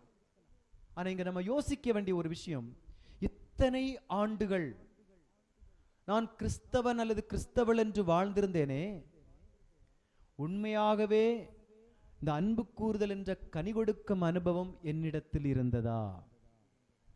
அப்படி இல்லைன்னா இத்தனை வருஷமும் நம்ம வேஸ்ட் பண்ணிருக்கிறோம் அர்த்தம், இத்தனை வருடங்களும் நாம் சீரோவாய் வாழ்ந்திருக்கிறோம் என்பதே அர்த்தம். ஏன்னா அன்பு கூறுதலினால் மட்டுமே மற்றவர்களை கிறிஸ்துவுக்கு நேராய் இழுத்து கொள்ள முடியும். இன்னைக்கு தேசத்துல சுவிசேஷம் அறிவித்தாலும் மக்கள் அதை காது கொடுத்து கேட்கறதுக்கு கூட ரெடி கிடையாது. ஏன்னு தெரியுமா? கிறிஸ்தவர்களின் வாழ்க்கை வருஷந்தோறும் பல லட்சங்கள் செலவு பண்ணி நம்ம கன்வென்ஷன் நடத்துறோம். அங்க எங்க சர்ச்சில் இந்த தடவை ஒரு 5-6 லட்சம் செலவு பண்ணி கன்வென்ஷன் நடத்துறோம், எல்லாம் நடக்குது. அதுக்கப்புறம் ஒருத்தட்ட கன்வென்ஷனுக்கு வாங்கன்னு கூப்பிட்டா உங்க சபைக்கு வர விசுவாசிகள் என்ன பெரிய யோக்கியமானு கேட்காவ, அப்புறம் அந்த ஆளை போய் கூப்பிட முடியுமா? அப்ப என்ன நடக்குது? பிரச்சனை எங்க இருக்குது? நம்முடைய சபைகளின் வீழ்ச்சிக்கு காரணம் என்ன? நம்ம சொல்லுவோம் மற்றவன் அடிச்சுட்டான், இவன் இடிச்சிட்டான், அவன் பொடிச்சிட்டான், அதெல்லாம் ரொம்ப குறைவு. இதுல பெருசா சபைகளை பாழாக்கி கொண்டிருப்பது நாம் தான். புரியுதா? சபைகளை இடித்து கொண்டிருக்கிறது நம்ம தான். அவங்க வந்த கட்டிடத்தை தான் அடிக்கிறாங்க, கட்டிடத்தை இடிக்காம சபையை அடிச்சாங்க. மற்றவங்க இடிக்கும் போது சபையை அடித்தாங்களா கட்டிடத்தை அடித்தாங்களா? கட்டிடத்தை அடித்தார்கள். காணிக்கை பெட்டியை உடைச்சாங்க. இந்த பிரசங்க பீடத்துக்கு நாங்க பைபிள் எல்லாம் வைக்கிறதுக்கு ஒரு பீடம் வச்சிருக்கோமே, இதை தான் உடைச்சாங்க. மனுஷனை தான் அடிக்கிறாங்க, சபையை உடைக்கல. ஆனா சபையை இடிச்சிட்டு இருக்கிறது யார் தெரியுமா? கிறிஸ்துவுடையவர்கள் என்று சும்மா சொல்லிட்டு நடக்கிற நாம தான். இதற்கெல்லாம் நம்ம தான் கணக்கு கொடுக்கணும். கிறிஸ்துவின் சபையை பாழாக்கி கொண்டிருக்கிற அந்த வார்த்தையை நான் சொல்ல மாட்டேன். பைபிள் ஒரு வார்த்தை உண்டு, அது வேண்டாம், அப்புறம் உங்களுக்கு மனசு காயப்பட்டுரும். அப்படிப்பட்டவர்களாய் நாம் என்ன செய்யக்கூடாது? இருக்கவே கூடாது. சபையை அன்பினால் கட்டி எழுப்புகிறவர்களாய் காணப்பட வேண்டும். அல்லேலூயா. இயேசு கூறுகிறபடி அன்பு கூறும் ஒரு கிறிஸ்தவ உலகத்தை கற்பனை பண்ணி பாருங்க. இப்போ ஒரு நிமிஷம் எல்லாரும் ஒன்று யோசித்து பாருங்க. நீங்க தான் இப்போ வீட்டுக்கு போறீங்க, ஒருத்தவங்களை வாக்கி வந்தபடி பயங்கர கெட்ட வார்த்தை, நீங்க அன்போடு நின்று அந்த தெய்வீக கண்களோடு அவர்களை பார்த்துட்டு இருக்கிறீங்க. கற்பனை பண்ணி பாருங்க, சும்மா கற்பனை. இதெல்லாம் நடக்குமான்னு யோசிக்க வேண்டாம், ஒரு கற்பனை பண்ணி பாருங்க. நீங்க எந்த கிறிஸ்தவங்களை பார்த்தாலும் அந்த அன்பின் முகம் வெளிப்படுது. நாம் முந்தி காட்டுப்புதூரில் ஊழியம் செய்துட்டு இருக்கும்போது அங்கே ஒரு குடும்பம் வந்து இன்னொரு சபையிலிருந்து பிரிஞ்சு வந்தாங்க. வந்த வேளையில் அங்கே நான் ஒரு பிரசங்கம் பண்ணும்போது ஒரு வார்த்தை சொன்னேன், அது அவங்களுக்கு பிடிக்கல. என்ன சொன்னேன்னா, இவங்க ஒரு சபையிலோட கொஞ்சம் விசுவாசிகளோட சண்டை போட்டாங்க.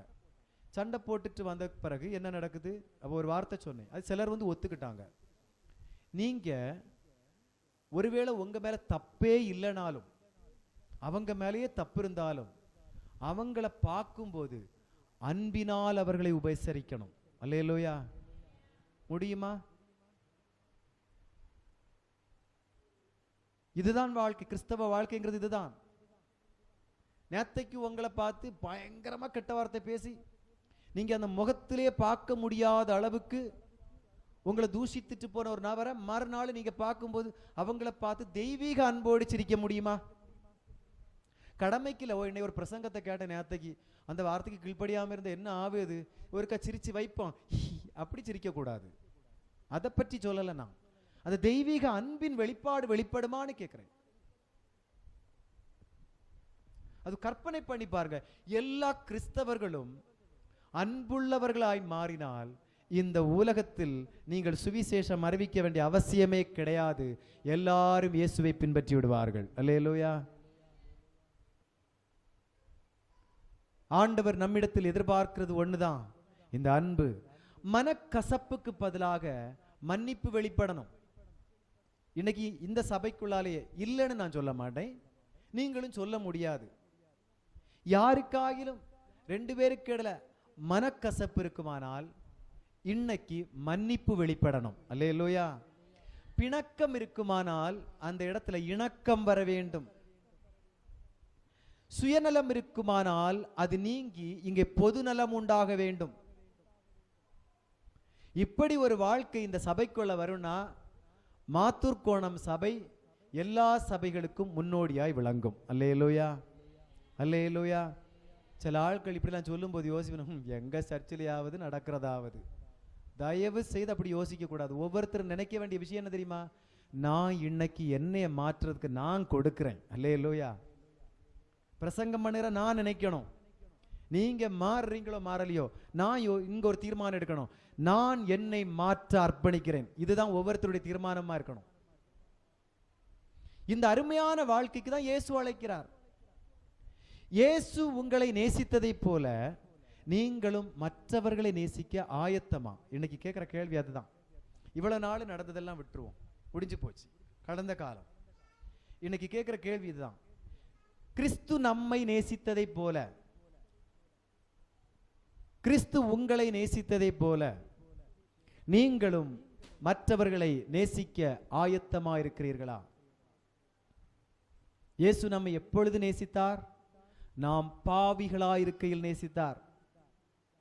இன்னும் நம்ம ஊர் உள்ள வழக்கப்படி சொல்லணும்னா, குடிக்காரர்களாயிருந்த போது சிலரை நேசித்தார், மோசமான வழியில் நடந்து கொண்டிருந்த போதே சிலரை நேசித்தார், வாயாடியா இருந்த போது சிலரை நேசித்தார், வாய் திறந்தால் கெட்ட வார்த்தையே வெளிப்பட்டு கொண்டிருந்த போதும் இயேசு நேசித்தார். பாவிகளாயிருந்த போது இயேசு நேசித்தார், ஆயக்காரர்களாயிருந்த போதும் இயேசு நேசித்தார். ஏன்னா அதுதான் தெய்வீக அன்பு. இன்னைக்கு உங்கள் முன் வைக்கப்படுகிற கேள்வி இதுதான்.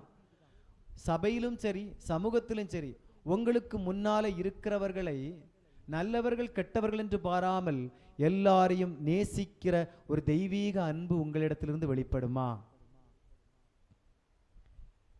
இயேசுடைய அன்பை வெளிப்படுத்தி அவருடைய அன்பில் நடந்து அவருடைய நண்பர்களாய் வாழ்வதற்கு எத்தனை பேருக்கு விருப்பம்? யாருக்கெல்லாம் இயேசுடைய ஃப்ரெண்டா இருக்கணும்? ஒருத்தருக்கு இஷ்டம் இல்லையா? இயேசுவாக ஃப்ரெண்ட் ஆகுது, அவருக்கு வேற ஃப்ரெண்டு வேணா தேடி போட்டோம் அப்படின்னு நினைக்கிறீங்களா? யாருக்கெல்லாம் இயேசு நண்பனா இருக்கணும்? ஐயோ கஷ்டப்பட்டு. ஏன்னா இப்ப பிரச்சனை என்னன்னா அன்பு கூற சொல்லிட்டோம், அதுதான் பிரச்சனை. இப்ப நம்ம அன்பு கூறுறதை பற்றி பேசாம இயேசுவின் நண்பர்களாக இருக்க விரும்புகிறவர்கள் எத்தனை பேர்னு ஃபர்ஸ்ட்லே கேள்வி கேட்டிருந்தேன்னா நீ மொத்த சபை என்ன செய்திருக்கோம்? கையை தூக்கியிருக்கோம். இப்போ ஏன் கையை தூக்குறதுக்கு யோசித்து இப்படிலாம் ஆடிட்டு இருக்குதுன்னா, இந்த பாம்பாட்டம் ஆடிட்டு இருக்குதுன்னு சொன்னா காரணம் அன்பு கூற சொல்லிட்டோம். அன்பு கூறாதவன் என்ன செய்ய முடியாது? இயேசுவின் நண்பனா இருக்க முடியாது. அடுத்தது, கிறிஸ்துவின் அன்பை வெளிப்படுத்தி இனிமேல் நான் கனி கொடுக்கும் வாழ்க்கை வாழ்வேன் என்று எத்தனை பேர் தீர்மானம் எடுக்க விரும்புகிறீர்கள்? இயேசு நம்மை தெரிந்தெடுத்திருக்கிறார், அவர் நம்மை நேசித்திருக்கிறார், இப்பொழுது மற்றவர்களை நேசிக்க நம்மை அழைத்திருக்கிறார். அல்லேலூயா. இந்த இடத்துல நம்ம கூடி வந்திருக்கிறது ஒரு ஆக்சிடென்ட் கிடையாது, இல்லை நம்ம திட்டமிட்டு வந்ததும் கிடையாது. அவர் பிளான் போட்டு இந்த பிள்ளைகள் எல்லாம் எனக்கு வேணும் அப்படின்னு சொல்லி நம்மை அவர் தெரிந்தெடுத்தார். தெரிந்தெடுத்தவர் நம்மை நேசித்து அவருடைய நண்பர்கள் என்ற அந்தஸ்துக்கு உயர்த்தி இருக்கிறார். இப்ப அவர் நம்ம கிட்ட எதிர்பார்க்கிறது அந்த அன்பை நாம் மற்றவர்களுக்கு பகிர்ந்து கொள்ள வேண்டும். அல்லேலூயா. பிரதானமான கட்டளை என்னவென்றால், உன்னிடத்தில் நீ அன்பு கூறுவது போல பிறனிடத்திலும் அன்பு கூறுவாயாக. இப்ப நீங்க எல்லாம் பக்கத்தில் இருக்கிற உங்களுடைய கையை பிடிச்சி முகத்தை பார்த்து இந்த வார்த்தையை சொல்லணும். சொல்லுவோமா? பக்கத்தில் இருக்கிறோம். இப்ப சிலர்லாம் யோசிக்காங்க, நாங்கள் ஒத்தையா இருக்கோம், எப்படி நாங்க கைபிடிக்கிறதுன்னு. சொல்லுங்க. பக்கத்துல நீங்க யாரும் சண்டைக்காரங்க பக்கத்துல உட்காரல, இல்ல எல்லாரும் ஃப்ரெண்ட்ஸ் தானே? ஃப்ரெண்ட்ஸ் தான் உட்காது. ஏன்னா மோஸ்ட்லி நம்ம சர்ச்சைகள் வரும் தெரியாதனமா தான் சண்டைக்காரல பக்கத்துக்கு வந்து உட்காருவோம். மற்றபடி எல்லாம் பக்கத்துல யார் இருக்கான்னு பார்த்து தான் வந்து உட்காருவோம். ஃப்ரெண்டுக்கு முகத்தை பார்க்கறதுக்கு இவ்வளவு கஷ்டமா? பார்த்து சொல்லுங்க. உன்னிடத்தில் இன்னைக்கு விட போறதில்லை. இன்னைக்கு முகம் பார்த்து சொல்லாம இவ்வளவு நேரம் கர்த்தருடைய வார்த்தையை கேட்டுட்டு அன்பு கூற மாட்டோமா? அன்பு கட்டாயத்தினால், எனக்கு கட்டாயத்தினால் அல்ல, நம்முடைய உணர்வுனால வரணும். நான் இது கர்த்தர் எனக்கு கொடுத்திருக்கிற கட்டளை, இதை நான் செய்தே ஆகணும். ஏன்னா பைபிள் சொல்லுது, அன்புக்கு மட்டும்தான் கடனாளியா இருக்கணும். கடன்காரங்களாக்க நம்ம இதுக்கெல்லாம். அன்புக்கு மட்டும் எப்படி இருக்கிறோம்? நம்ம கடனாளிகள், கடன் பட்டு இருக்கிறோம். அன்பு செலுத்தியே ஆகணும். முகத்தை பார்த்து சொல்லுங்க. உன்னிடத்தில், வயசுக்கு மூத்தவங்கன்னா உங்களிடத்தில் சொல்லுங்க. என்ன? உங்களிடத்தில் நீ அன்பாயிருக்கிறது போல நீ யார்கிட்டெல்லாம் சண்டை போட்டிருக்கிறியோ, உன்னை யாருக்கெல்லாம் பிடிக்காதோ அவர்கள் எல்லாரிடத்திலும் அன்பு கூறுவாயாக. அல்லேலூயா. நிறைய பேர் என்ன பார்த்து சொல்லுதிய? பக்கத்தில் இருக்கிறவங்களை பார்த்து சொல்லுங்கன்னு சொன்னா எல்லாரும் எனக்கு சொல்லியாக. உன்னிடத்தில் நீ அன்பு கூறுவது போல எல்லாரிடத்தில் அன்பு கூறுவாங்கன்னு எனக்கு சொல்றாங்க. அன்பான தேவ பிள்ளைகளே, ஆண்டவருடைய வார்த்தைக்கு நம்ம ஒப்பு கொடுக்கிற நேரம் இது. சீரியஸாக நம்ம இந்த கடைசி நாட்களில் எண்ணிக்கொள்ள வேண்டிய ஒரு விஷயமா இருக்கிறது. இன்னைக்கு சபைகள்ல எல்லாம் இருக்குது, நிறைய விஷயங்கள் இருக்குது. ஆடம்பரம் இருக்குது, சபைகள்ல ஆராதனை இருக்குது, ஜெபம் இருக்குது, எல்லா காரியங்களும் இருக்குது. ஆனா ஒன்னே ஒண்ணு குறைவுபட்டு கொண்டே இருக்கிறது. எது நிறைவா இருக்க வேண்டுமோ அதுதான் குறைவுபட்டு கொண்டே இருக்கிறது. அன்பில்லாத சபையாக சபை இருக்கக்கூடாது. அன்பில்லாத குடும்பங்களாக விசுவாச குடும்பங்கள் இருக்கக்கூடாது. அன்பில்லாத ஒரு விசுவாச கூட்டமாக சபையின் கூட்டம் இருக்கவே கூடாது. அன்பு ஒன்றுதான் பிரதானமாக இருக்கிறது. அந்த அன்பு வெளிப்பட வேணும். எல்லாரும் முழங்கால நின்று ஆண்டவரை பார்த்து, ஆண்டவரே எனக்கு இந்த அன்பை நீர் தந்தீர், அதற்காக உம்மை ஸ்தோத்திரிக்கிறேனப்பா. எத்தனையோ ஆண்டுகளை நான் வீணாக்கி விட்டேன். நான் ரட்சிக்கப்பட்டு இத்தனை வருஷம் ஆச்சு. உங்க வருஷத்தை சொல்லுங்க. நம்ம வெளியில நிறைய இடங்கள்ல சொல்றல இத்தனை வருஷம் விசுவாசின்னு. இந்த ஆண்டவரிடத்துல இன்னைக்கு சொல்லுங்க, ஆண்டவரே நான் 10 வருஷ விசுவாச அனுபவம் உள்ளவன் என்று, அல்லது 20 வருஷம் 50 வருஷம் விசுவாச அனுபவம் உள்ளவள் என்று இவ்வளவு நாளும் பெருமை பாராட்டி கொண்டிருந்தேன் அப்பா. ஆனா எல்லாம் வீணாய் வாழ்ந்திருக்கிறேன் என்பதை அறிந்திருக்கிறேன் அப்பா. இந்த நாளில் என்னை அர்ப்பணிக்கிறேன் ஆண்டவரே. நான் கிறிஸ்துவுடையவன், நான் கிறிஸ்துவுடையவள், நான் ஆண்டவருடைய பிள்ளை. நான் பாவியாயிருந்த போது அன்பினால் என்னை தேடி வந்தீர், அன்பினால் என்னை தேடி வந்தீரப்பா. பாவியாயிருந்த வேளையில் என்னை தேடி வந்தீர். பரிசுத்தராகிய நீர், உம்முடைய தரத்திற்கு ஒப்பம் நான் வாழவில்லை, உம்முடைய தரத்திற்கு ஒப்பா என்னுடைய நீதி இருக்கவில்லை, உம்முடைய பரிசுத்தத்திற்கு ஒப்பா என்னுடைய பரிசுத்தம் இருந்ததில்லை. நான் பாவியாய் வாழ்ந்து கொண்டிருந்த அந்த நாட்களிலே என்னை நீர் சிட்சித்து என்னை நரகத்தில் தள்ளாமல் உம்முடைய அன்பினால் என்னை தேடி வந்தீர் ஆண்டவரே.